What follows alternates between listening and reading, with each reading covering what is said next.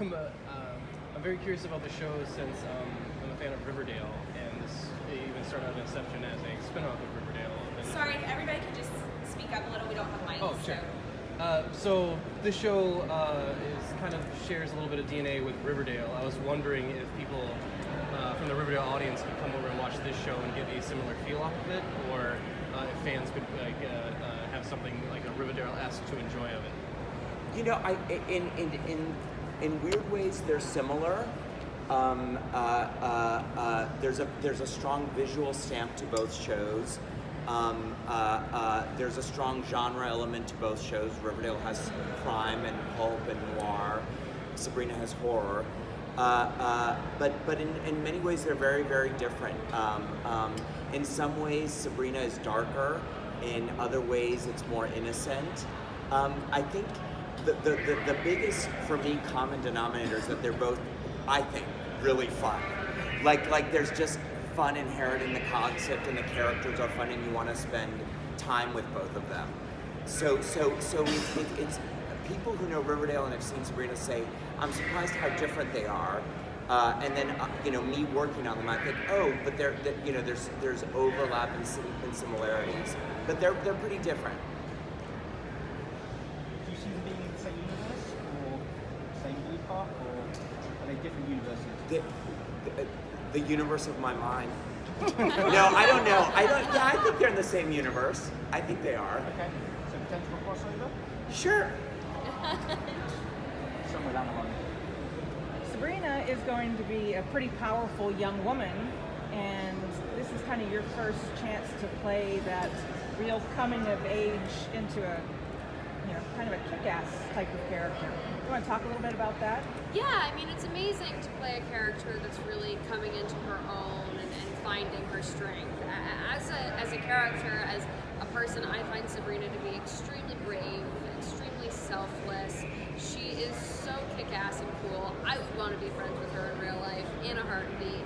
I would want to get lunch with her, and I think she could teach me a few things. And at the same time, she's still got so much to learn, and that's why it's so fun to play her, because she's equal parts human and witch, and that's an interesting route to go down. And just playing around with that duality and making her a complex person that's just kind of figuring things out as she goes in these kind of crazy situations, it's so fun. The finale still isn't available, but what do you hope viewers take away from the last episode? Just the need to find out what happens next. I mean, I'll never forget when I read that episode.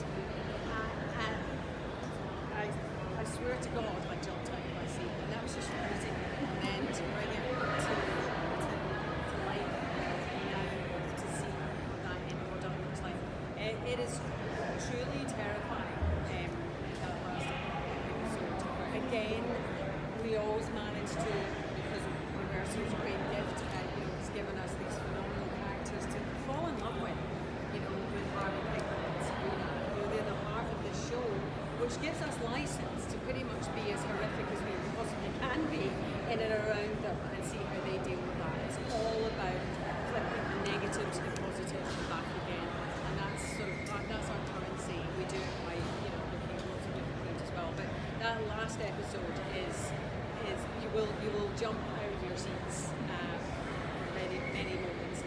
I feel like there's so many scenes in that last episode too where you're just gonna want to kind of continuously have on a loop. Even the last shot comes to mind as something that it's just really sticks with you.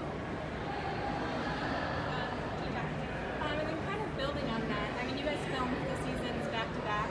So how does the season finale kind of set up the second season? And is there going to be a time jump? Is it going to happen right after? No spoilers. No, we can't talk about season 2. We can't talk about season 2.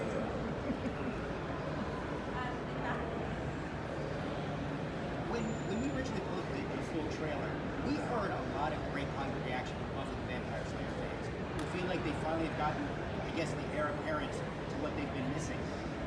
Was that a show that you kept in mind when you were looking for the vibe or feel of the show, or were there other inspirations that you were looking for from the final show? It's you know, funny enough, almost all my friends are Buffy fanatics. I've seen a lot of Buffy, but I wasn't like a hardcore, and I love Buffy, but I wasn't a hardcore Buffy fanatic. You know, it's funny. Truthfully, it does feel, from what I know about Buffy, it does feel different in that Buffy felt like she was there'd be a monster that would get loose, and Buffy and her friends would kind of like get together and do that. And we do have a couple of episodes that are a monster's gotten out and everyone rallies to protect the monsters. But it does feel like it's more of a serialized drama and a family drama. And you know, where a lot of it is about building the mythology of the witch world. But there are similarities for sure. Yeah. It's interesting that you say it's like a family trailer. It's interesting that you say it's like a family show because it seems more, it's very dark and I feel like there's a lot of adult tones to it and it looks really good, but I wouldn't necessarily think it was something I'd watch with my family. Oh, interesting. Yeah, guys, speak to it. Just the thing that I've really noticed is there's not a show like this out there at the moment. There's not a show that young adults can actually share with their adult parents, right? This is finally a show that does that crossover where you can enjoy the show. Now, is it a family show as in you stick your five-year-old in front of it? Absolutely not. But it's something that's what I think its power. That's why it's unusual. That these kids can see the themes that they're dealing with now, navigating the lives that they live now. It's sophisticated audiences, and then have like their parents share that with them. Yeah, I think that qualifies as a family show. I mean, I will say that the two most excited people for this show are my best friend's little brother and my grandma. So it's gonna be for a lot of people. You know, That's great. My boss always says, Greg Berlanti, he always says, you always, in every episode of Sabrina, you have to have the breakfast scene. So I'm sure Miranda and Lucy and Chance and Kieran are tired of every episode.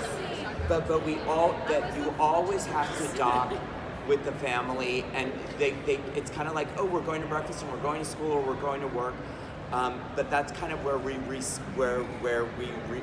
recenter. It's kind of like when the kids meet in pubs in Riverdale. You have to have that scene, and so that's why I kind of that hearth is what I consider to be one of the hearts of the show. So, young adult horror actually used to be a big thing. Like when I grew up in the 90s, there was a lot of young adult horror on various platforms, TV, books, and then it kind of died down, but now it seems to be coming back. Can you guys just talk about trying to address what was just kind of addressed in the first question and find that balance that kind of hits the note of being the horror side, but still kind of finding the young adult side? Yeah, you know, I mean, we you know, when we're in the writer's room, we usually talk first about the emotional story, whatever the emotional story that what's it about? What's Sabrina wrestling with? What's Ambrose wrestling with? What are the aunties wrestling with? What's Madame Satan wrestling with? So we usually talk about that, and then we always have to put it through the filter and say, okay, how is this a horror story then? Like you can do a breakup on practically every TV show. How is this breakup a horror breakup? How do we put this through the horror filter? So it's we talk about it all the time in the writer's room, striking that right balance for if it was just straight up horror, that's okay for a movie, but for a TV show or for a streaming show where you want to spend 10 hours, 20 hours with characters, you've got to invest with them emotionally. So it can't just be, oh, this guy's killing people and that. So we talk about both elements all the time. It's a push and pull. Some are a little more horror, some are a little more emotional. Were there any horror scenes you guys had to cut that just didn't quite make it?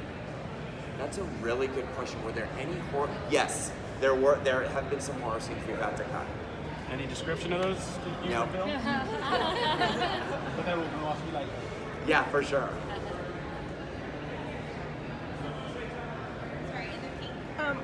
like to ask about the aunties and their relationship with each other, which is kind of tense. It seems a little tense in the series, as well as how they are with Sabrina. Can you talk about that a little bit?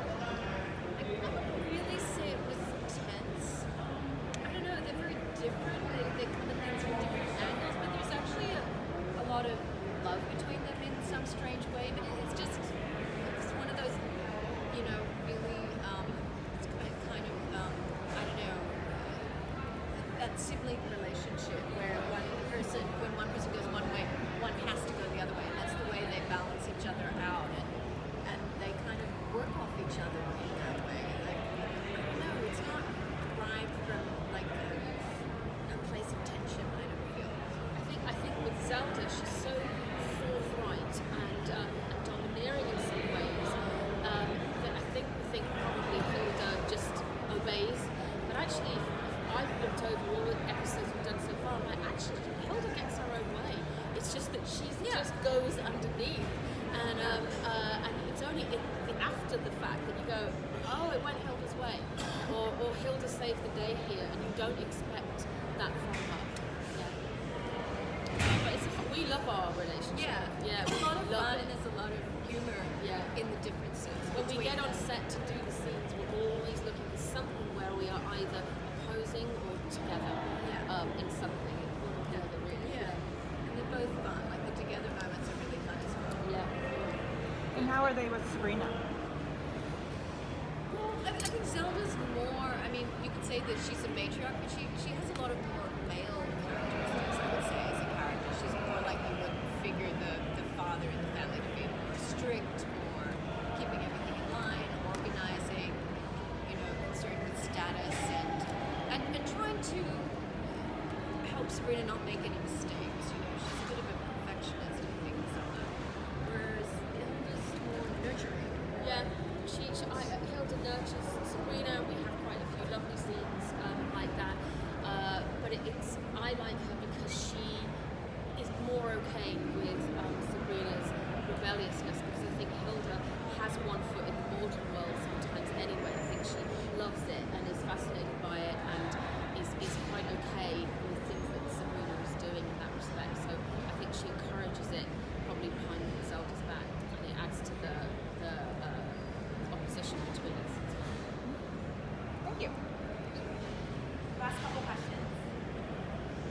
So because like there's a lot of scenes with like demons and Uncle Jesse and cannibalism, like were there any scenes that were kind of extra gross to film or fun because of those? The exorcism was really fun for us guys because it's amazing how much we do on the day in the scene that isn't added in post. So for the exorcism, the guy, Uncle Jesse, he was ripped and he was being pulled up, and then he at one point would shoot forwards towards us, and we had air machines blowing on us and the windows were going up and down, and we were throwing salt licks coming back in our faces. That hurt. And so I love doing things like that. Yeah, it's amazing what we do on the day and not in post. I'm in awe of it. Yeah, that episode in particular, there is another scene where a chair comes flying at me, and the chair really did come flying at me on a rig, and I had to jump out of the way. And to have those kind of practical effects really makes a big difference. To just really feel like you're just so much more in that world.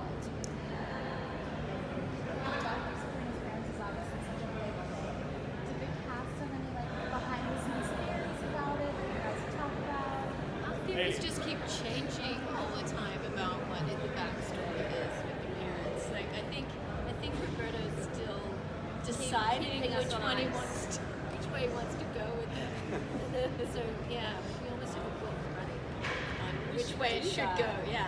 Take bets. We'll take your bets. Start a book. I'll take the money. That's all we've got time for. Thank you guys so much for joining. Thank you guys. Thank you.